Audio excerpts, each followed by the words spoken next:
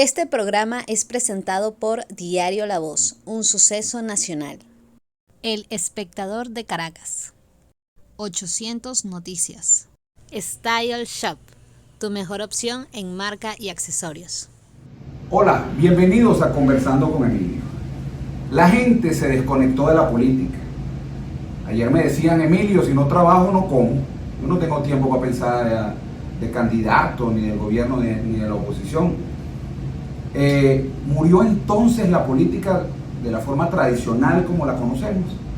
Para hablar de eso y mucho más, hoy tenemos a Richard Guevara. Él es consultor político y analista de elecciones en América Latina, con una amplia experiencia en México y en otros países de América Latina. Richard, bienvenido primero que nada. ¿Cómo ves la situación hoy en Venezuela con este tema de la gente perdió interés por la política? Bueno, antes que nada saludo a la audiencia, Emilio, que hasta ahora está siguiendo el programa. Interesante pregunta, porque la política es un ejercicio que definitivamente debe resolver y estar abocada a resolver los problemas de la gente. Y desde hace bastante rato pareciese que ese sentido, ese norte de la política en Venezuela cambió radicalmente producto de lo que fue la polarización.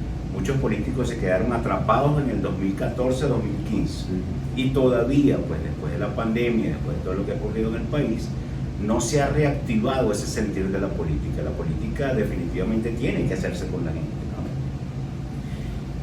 Fíjate, hay gremios, Richard, que han sido parte de la política. Por ejemplo, el gremio de docentes, que ha sido un gremio tradicionalmente involucrado en la política, por lo menos aquí en Venezuela. A los docentes le pagaban, hasta hace poco, $7 al mes. Ahora, con un aumento del 771%, les están pagando $61. ¿Tiene tiempo un docente para estar pensando en la política? Y eso por hablar uno de los gremios de tantos que existen. Es que precisamente, Emilio, o sea, cuando nos referimos a que la política se hace y se tiene que hacer con la gente, es porque siempre tiene que existir una causa, una razón de ser que en este caso canalice las inquietudes de la sociedad. Me hablas del caso puntual de los docentes, pero te hablo de la gente que todos los días tiene que tomar un transporte público desde un municipio a otro, o gente que está en estos complejos de las subregiones de Guarenas, Guatire o en Valles del Tuy, o puedo hablar de la gente que está en Altos Mirandinos. O sea, siempre hay un tema que tiene que ver con movilidad, un tema con economía. O sea, hay una subpolítica, hay subpolíticas públicas que están normadas, cosas que están por definirse, la homologación de pensiones, el salario de la gente que trabaja en el sector público. O sea, son muchas causas que la gente está esperando que alguien las interprete. ¿Cuál debería ser el oficio del político? Pues el oficio del político es hacer que un planteamiento lo suficientemente atractivo sea capaz de conectarse con esas causas sentidas de la gente, vivirlas, interpretarlas, canalizarlas y lógicamente liderarlas en relación a planteamientos políticos puntuales y específicos. Tú estás diciendo, Richard, entonces que la política sí afecta la vida diaria de los venezolanos. Te lo digo porque hay mucha gente que piensa, que se desconectan de la política porque piensan que la política no los afecta. No, yo creo que por el contrario. Una cosa es lo que pasa, Emilio, es que tendríamos que retrotraernos necesariamente a pensar en el tema en el cual había una polarización, ¿no? Nos quedamos en el capítulo del 2014-2015, cuando tú eras, o alguien era representante de los factores de la unidad o de la oposición que confrontaba con el gobierno. O sea, eso era una política, ser de la unidad opositora que confrontaba en ese momento pues a Maduro, era un sector del país que representaba una macropolítica, que era combatir y hacerle oposición plena al gobierno de Maduro en ese instante, ¿no? Luego de esa macropolítica, que tuvo una serie de consecuencias y de resultados, como la salida, como la coordinadora democrática, como la mesa de unidad, como todos los capítulos que nos han llevado a vivir momentos de la política. Esa política era la política de confrontar al gobierno, pero luego de eso, de la diáspora, pues que todavía es un tema que no se termina de comprender, estos elementos quedaron sueltos, ¿no? ¿Por qué? Porque nadie entonces estaba hablando de la micropolítica, sea, lo que le pasa a la gente en Ciudad Casarapa, o lo que le pasa a la gente en los Valles del Tuy, lo que está pasando en Chelas Llaves, lo que pasa en los Altos Mirandinos. ¿Por qué? Porque la macropolítica estaba y la polarización se tragaron efectivamente todo lo que era un ciclo o un conjunto de propuestas necesarias para abordar los problemas de la sociedad. Eso no está ocurriendo. O sea, todavía tenemos a partidos políticos sentados en las casas de partido, ojalá en las casas de partido, a lo mejor en sus casas, pensando en home office qué hacer con la política. Y muchos siguen jugando, Emilio, en este caso, a que es más fácil tener un acuerdo unitario intrapartido, o sea, el G4, pues, por ejemplo. Nos sentamos nosotros, representamos a la sociedad, pensamos que representamos a la sociedad, y porque estamos unidos, en teoría, la gente va a salir y va a votar, como pasó en la elección del mes de noviembre pasado. Que ese simple recuerdo 2014-2015 era otra cosa, creer que Venezuela todavía está en la polarización de 2014-2015, cosa que la gente no la compra de esa manera, planteada de esa manera. Ahora fíjate, Richard, esta desconexión de la gente con la política, que es el tema que hemos querido abordar hoy, ¿afecta a la oposición y al chavismo por igual? ¿O le interesa a uno de los dos sectores que esto siga ocurriendo? Lo que pasa es que, bueno, mientras se siga pensando que es una filial donde tienen que estar, por ejemplo, hay gente que está planteándose el tema de la primaria opositora como una necesidad fundamental, porque es la única manera en que ven que se reunifique la oposición, que el ciudadano voltee a verle la cara a los partidos políticos. Según Luis Vicente León, en últimas encuestas de Atanálisis, pues la gente no está atenta a la política. Ahora, no solamente no está atenta a la de la oposición, tampoco está atenta a la del gobierno. Ahora, el gobierno, ¿por qué está ganando? La desconexión está afectando a los dos polos, pero en este caso... en ese escenario, quien tenga más maquinaria, quien tenga más...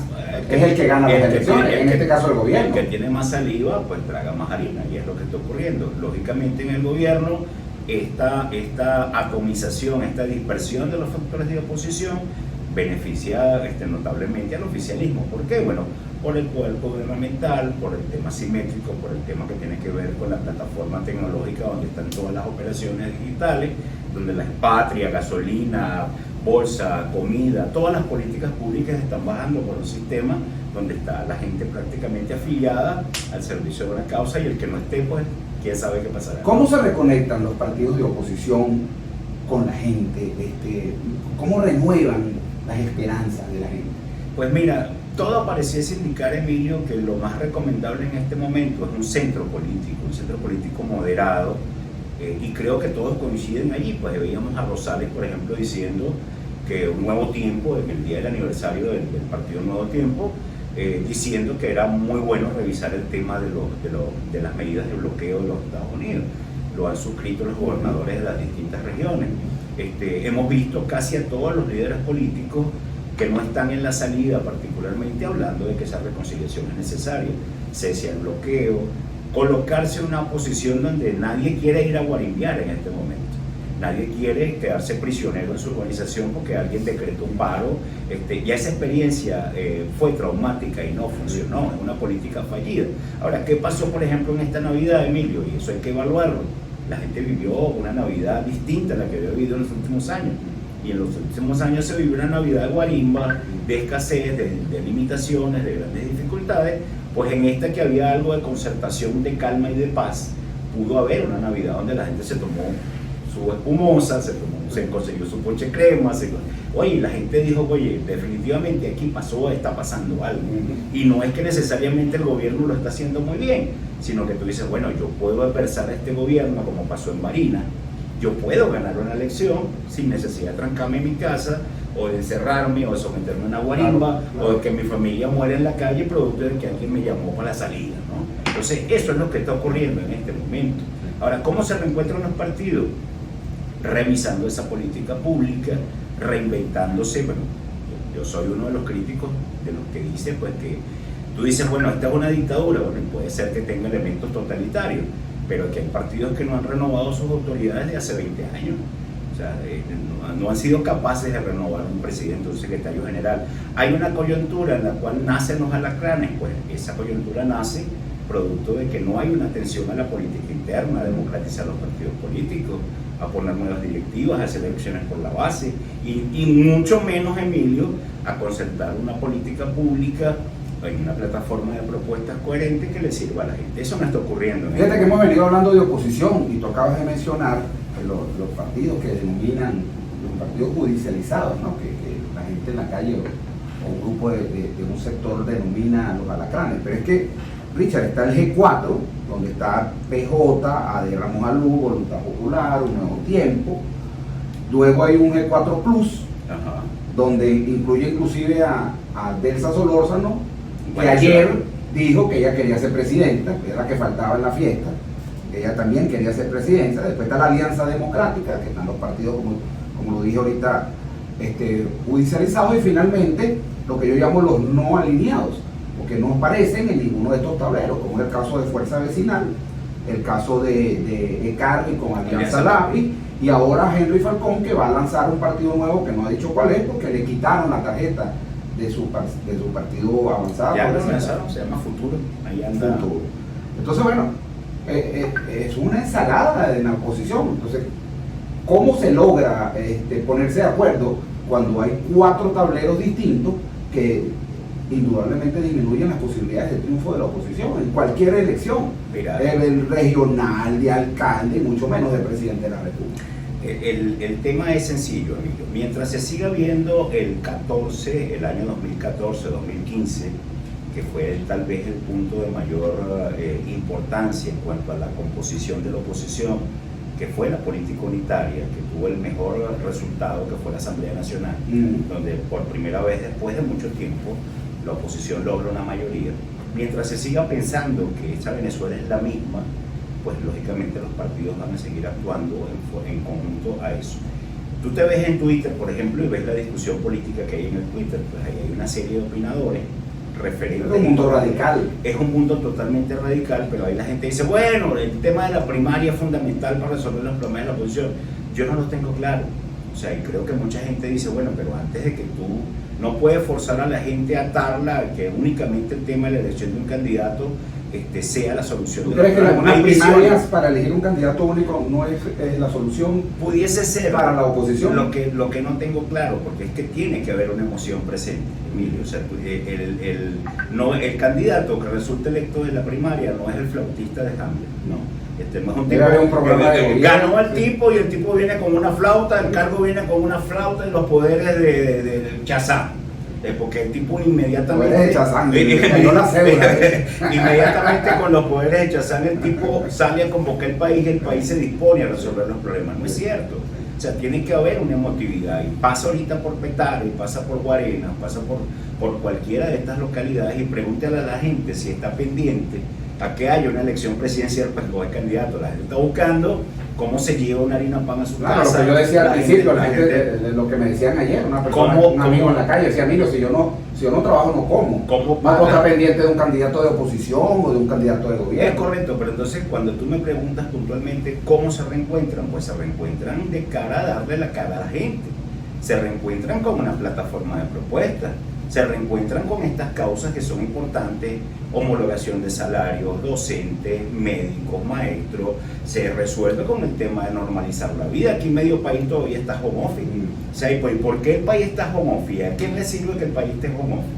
Pues a nadie. Bueno, le servirá por supuesto a quienes han disminuido su política comercial e industrial por razones de producción. Pero el país tiene que reactivarse, Emilio. El país es necesario que el país retome su ritmo de producción. Y ese ritmo de producción, pues simplemente sectores, tú sales a las 5 de la tarde a Guatire y no consigues transporte público.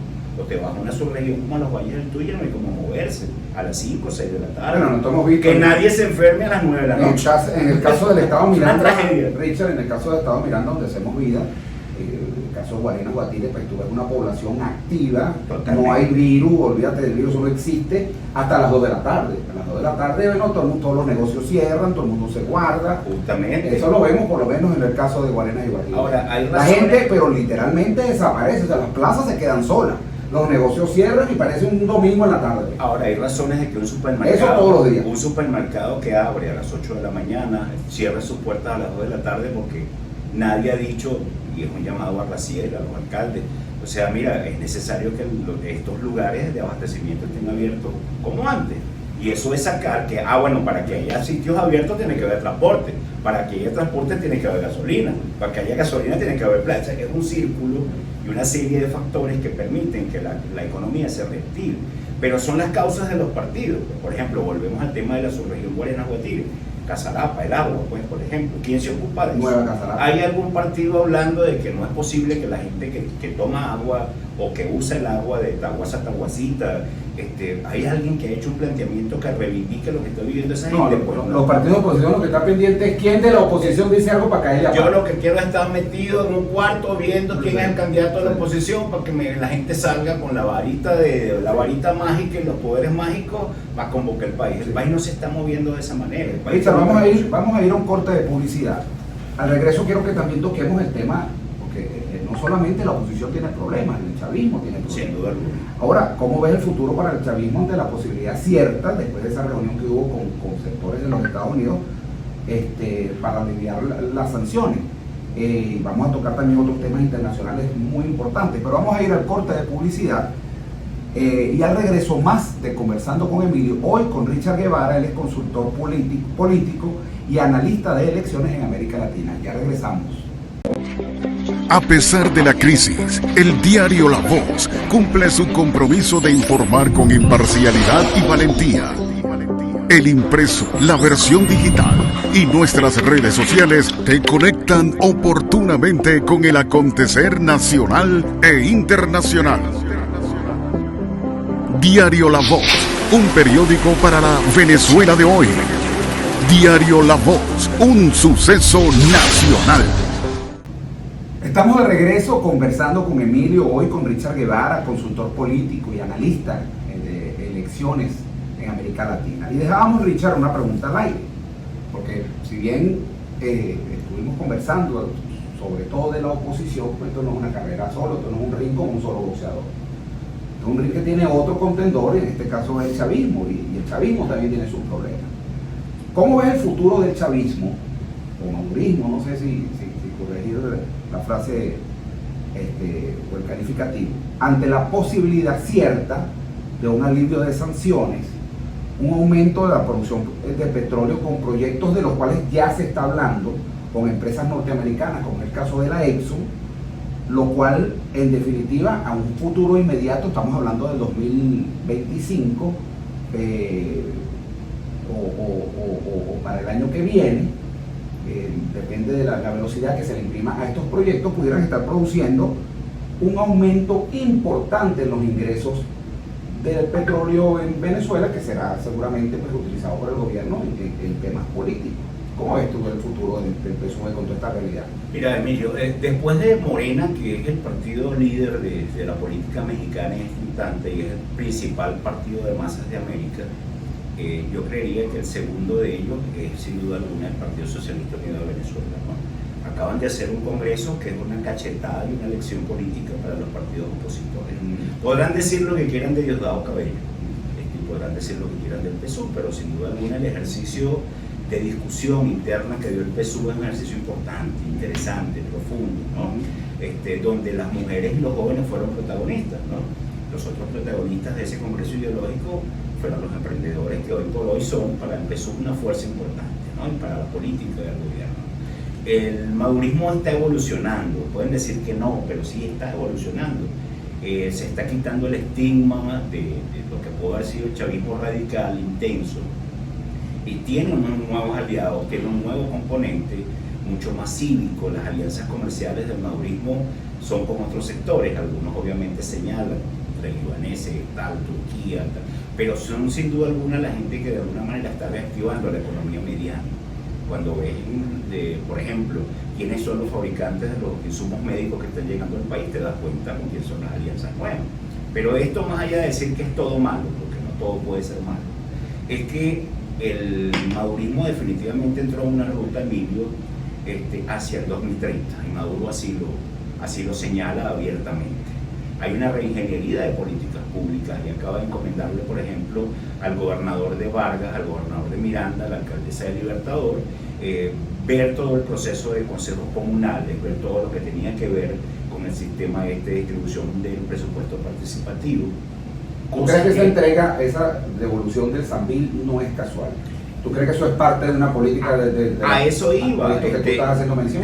Voy por el segundo elemento, que tiene que ver con la reinvención del madurismo, la proximidad. Bueno, primero, antes del tema del Sambil, acuérdate que hubo una reunión con el Consejo Bancario Nacional y viste allí a Escotet, viste allí a Iglesias y viste allí a una serie de actores que, bueno, hace 5 años era prácticamente imposible, era lo satánico del sector bancario. Después de eso estás viendo a Delcy Rodríguez reuniéndose con sectores importantes de la economía del país, discreta, muy bien manejadas las reuniones, pero sin duda alguna es una apertura política y económica hacia la reinvención del gobierno, y lo están haciendo. Ahora, esa reunión de ayer, por supuesto que no es la de México, no es el grupo de contacto que se estableció en México, pero como habíamos previsto y lo habíamos dicho en algún documento que siempre enviamos por ahí a alguna gente, es un contacto que permite la reconstrucción con un sector del país que también está dentro de la expectativa política. Alianza Democrática, Timoteo Zambrano, había sectores allí de grupos de algunos gremios que son representativos, sectores independientes. Esa gente converge allí en una reunión con Maduro para hablar de 1000 cosas que son importantes para el país. La discusión de México es de otro orden, la discusión de México es con el G4, y esa discusión del G4 pues está diferida en función a una serie de intereses particulares, donde está Citgo, donde está Monómero, donde están todos los temas políticos de liberar las siglas de los partidos Primero Justicia, Voluntad Popular, y también, por supuesto, Henry, que está esperando que le devuelva la sigla de Acción Democrática. Eso contra una política donde al gobierno le falta un nodo, le falta un conector, que es el mercado del petróleo, que son todo lo que tiene que ver con el capital del país, que está represado por allí en algunos gobiernos, en algunos países, y que obviamente necesita alianzas internacionales para mover la economía, el resto de la economía. Venezuela se está moviendo con la mediana economía. Ahora fíjate, la recuperación económica de Venezuela favorece más o igual a los dos sectores de la política venezolana. Te pregunto porque, por ejemplo, Jesús Seguía, que lo conoces, presidente de una importante empresa encuestadora del país, él dice que si hay alguien que le conviene la recuperación económica de Venezuela es a la oposición. ¿Tú crees que es así? Es que creo que hoy le preguntas a quien sea, Emilio, más allá de los partidos, o sea, lo que creo que es necesario es despolarizar temas como yo quiero seguir comiendo yuca o quiero comer harina pan, o sea, yo quiero sardina o quiero lebranche, o sea, la prosperidad no puede estar polarizada, tu bienestar como ser humano no puede estar polarizado. O sea, tú dices, bueno, mira, yo puedo tener oposición a Maduro, pero yo quiero comer lebranche todos los días, o sea, yo quiero comer carite. Si tú me dices a mí que en nombre de enfrentar a Maduro yo me muero de hambre, el venezolano ya no está en esa política y no está en esa disposición. Bueno, yo enfrento a Maduro, pero es que yo ahora me quedo encerrado en mi casa un mes y no trabajo más porque Maduro se tiene que ir ya. Pues eso pareciese que es una política no coherente. Entonces sí creo que la reactivación económica no solamente lo dice Seguía, lo dice Luis Vicente, lo dicen estudios. Luis Vicente viene muy activo haciendo propuestas y hablando del sector del gobierno, diciéndole, oye, las cosas van caminando, no entorpezcan con el tema de los impuestos, o sea, la política impositiva no ha funcionado, dejen que se está restableciendo un poco, aunque sea la pequeña economía, se está moviendo. Ahora, ¿a quién beneficia todo esto? Y es lo que dicen todos los actores políticos. No he escuchado a alguno diciendo, salvo a los sectores radicales que los hay, con todo el respeto, pues mi amiga María Corina, el propio Antonio, ni un centímetro desplazarse hacia tu sector que favorezca a Maduro, no lo tengo claro. El país dice, mira, si quitan las medidas y llega más plata al país, si liberan las sanciones, son más de 3.000 sanciones en todo este tiempo que en el país. Ahora, esas sanciones son para Leopoldo, o las sanciones son para Maduro, la sanción beneficia, afecta a todo el mundo y está castigando seriamente pues a toda la población. Bueno, ¿le conviene al gobierno? Claro, porque si el gobierno tiene más plata, más política pública, más política electoral, pero también le conviene a la oposición que la gente vuelva a soñar y vuelva a creer. Yo creo que el venezolano Emilio hoy quiere volver a soñar, quiere volver a creer, necesita fe, necesita tener todavía hablas con mucha gente que tiene el shock postraumático, pandemia, desabastecimiento, y tú hoy le preguntas y te dice, oye, no sé, pero hay mucha gente que está despertando. Por eso te hablaba del sector de emprendedores, por ejemplo. Hoy por hoy, bueno, quien está devolviéndose al país, quien trae 2, 3 mil, 5 mil dólares, monta un emprendimiento, quien quiere hacer, y es la nueva clase media. Decía Rodolfo Sanz, a quien saludo y me parece una posición digna y responsable. Rodolfo Sanz está hablando, por ejemplo, de un nuevo policlasismo, ¿no? Que fue como se fundó un tanto la democracia y se fundaron los partidos del 58, por ejemplo, una alianza policlasista. Rodolfo dice que hoy ese policlasismo tiene otros componentes, tiene un nuevo sector industrial, tiene un nuevo sector productivo, tiene una cama de emprendedores, tiene líderes sociales, y ese policlasismo te obliga a entender que tú no puedes seguir hablando de la misma política del pasado.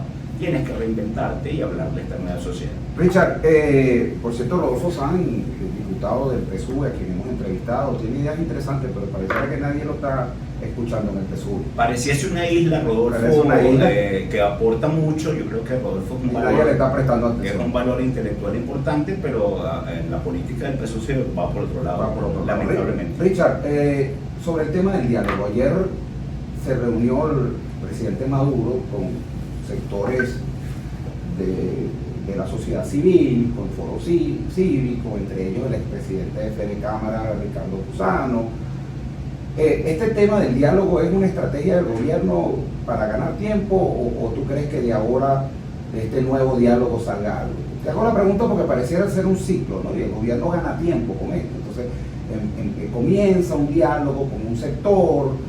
Bueno, han estado por todo el mundo, últimamente el diálogo fue en México, ahí gastaron yo no sé cuántos meses, y entonces, bueno, no hay acuerdo, patean la mesa y ahora comienza, y bueno, y se ganaron todos esos meses de una tranquilidad política. Claro, pero entonces, ¿el diálogo es una estrategia para ganar tiempo? ¿O de verdad lo que hacía falta era esto de agregar al diálogo a otros factores distintos de los partidos políticos? Lo que pasa es que volvemos un poco al enfoque, Emilio. O sea, si tú revisas cualquier política, laboratorio Ana Aren, por ejemplo, de la Universidad Católica Andrés Bello, cuando habla de la resolución de conflictos, dice, bueno, tú eres una parte y yo soy otra. Y yo me siento contigo porque tenemos que dirimir un problema. Ahora, ¿cuál es el problema que le representa la oposición al gobierno en este instante? Te lo pregunto yo a ti como periodista. Ninguno. O sea, desde el punto de vista de la representatividad, no desde la retórica política. O sea, cuando yo me siento en una mesa, es porque tú me estás generando, dentro de mi desempeño público, me estás mermando opinión pública, me estás mermando, me tienes la calle tomada, me tienes X, lo que sea. Pero entonces yo establezco un diálogo contigo para resolución de conflicto o para concertar una política o para conciliar una política. Yo no estoy forzado, no es una capitulación. O sea, el diálogo, obviamente al gobierno le interesa, ¿por qué? Bueno, por las reservas, por el mercado petrolero, pero ese es un tablero distinto a este diálogo que se dio en Miraflores ayer. El diálogo que se dio en Miraflores ayer es con este sector alterno, es el tablero 2, por llamarlo de una forma. Este tablero 2 es sobre la dinámica política nacional, donde están emprendedores, empresarios, algunos diputados de la Asamblea Nacional de Jorge Rodríguez, donde hay unos representantes de algunos gremios que han postulado candidatos al TCJ. O sea, ese sector democrático que puede ser una posición alternativa, porque están haciendo una posición alternativa, y eso también hay que verlo. O sea, mientras está el G4 esperando modo home office, la solución de los problemas de la unidad y la varita mágica y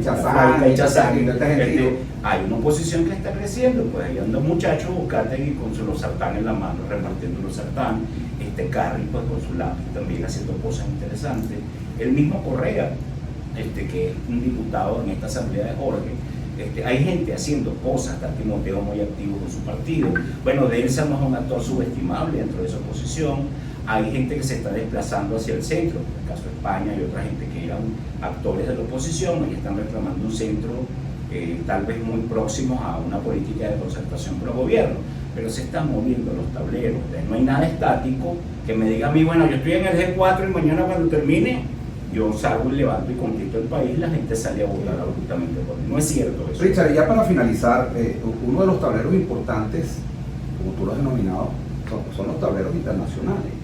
¿Qué efecto tienen los resultados en Chile, por ejemplo, o el posible triunfo de Petro en Colombia para esas relaciones, para esa geopolítica en el caso de Venezuela? Mira, está pasando algo interesante, Emilio. Por ejemplo, Andrés Manuel López Obrador, presidente de México, controvertido, distinto a Chávez, con mucha cultura democrática, él es partícipe del Foro de Sao Paulo, ¿no? El Foro de Sao Paulo es aquella idea de Fidel Castro originaria, ¿no? Que permitió en aquel momento la elección de Evo Morales, de Daniel Ortega, de todos estos presidentes, Correa en Ecuador. O sea, es una camada de políticos que se forma y se consolida a través de lo que es una nueva visión de la izquierda, ¿no? Los cocaleros, o sea, políticas y sectores muy locales que incidieron en los triunfos de estos revolucionarios del nuevo tiempo, ¿no? Ahora, hubo un momento en que todo eso decayó, o sea, retomaron en vez de los partidos tradicionales, lo que era el APRA en Perú, lo que era el PRI en México, lo que era Acción Democrática en Venezuela, se tornó en personalismo, como el de Jair Bolsonaro en Brasil, tal vez como el del propio presidente Uribe en Colombia. Entonces, ahora viene una nueva camada donde de nuevo la izquierda está retomando espacio, ¿no? Gabriel, en el caso de Chile, un presidente que tiene 36 años apenas, acaba de ganar una elección. Ese presidente tú le preguntas tú en este momento qué posición tiene sobre el gobierno de Maduro, y te va a decir que él obviamente no deja de ver el tema de los derechos humanos como un grave problema. Caso Petro, yo creo que va a ganar la elección de Colombia. Petro, cuando le han hecho preguntas sobre Venezuela, acuérdate que Colombia, por ejemplo, vive todo el tema de lo que es el flujo de venezolanos que se han ido allí. Ha sido muy moderado y muy prudente en la opinión sobre el tema de Venezuela, pero hace deslindes públicos. De hecho, de aquí le han dicho tibio a Petro, pero no es el hegemón del pasado, no es como cuando Fidel era presidente y Chávez pretendía ser líder del continente. En este momento la geopolítica incide. A estos candidatos y presidentes latinoamericanos, Maduro es una especie de yunque, ¿no? Que te abraza con Maduro, pues. Es que mira, Emilio, ya es imposible tener hegemón, o sea, es imposible tú tener un referente único en torno a nodos ideológicos o a plataformas ideológicas definidas. ¿Por qué? Porque la economía es muy dinámica, o sea, y además porque los mercados paralelos determinan la economía y el flujo de la economía. Bueno, yo no le vendo petróleo a López, pero la vendo en el mercado negro. Yo le saco oro por aquí, pero lo saco por allá. Entonces, esa relación te hace que tú tengas que tener una plataforma de vínculos, un capital relacional en Turquía, en el Medio Oriente, aquí, con los chinos, con los rusos, y eso te obliga a tener una diversidad de posturas que ya no es yo soy marxista-leninista, o yo soy socialdemócrata, o yo soy...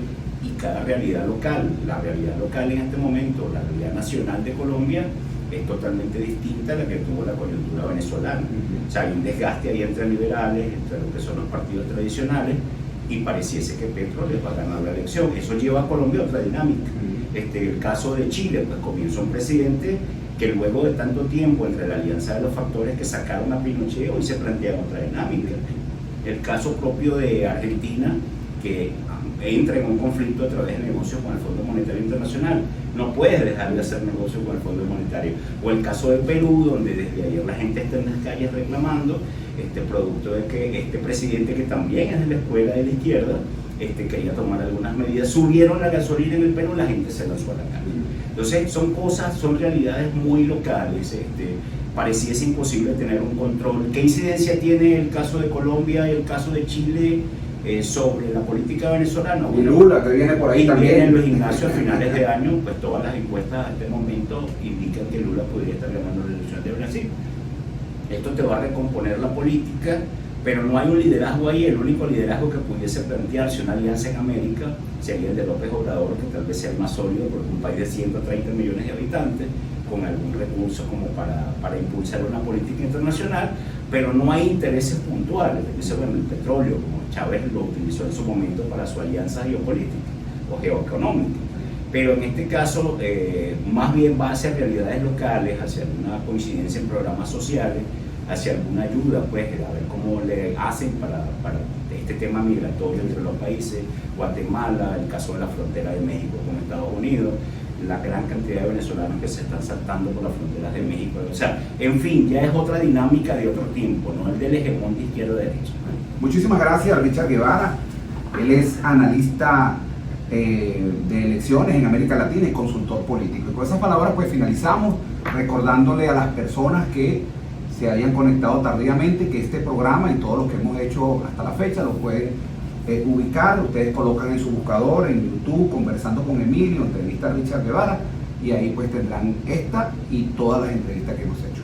Muchísimas gracias y será hasta otra oportunidad que estaremos conversando con Emilio. Chao, chao. Este programa fue presentado por Diario La Voz, un suceso nacional. El Espectador de Caracas. 800 Noticias. Style Shop, tu mejor opción en marca y accesorios.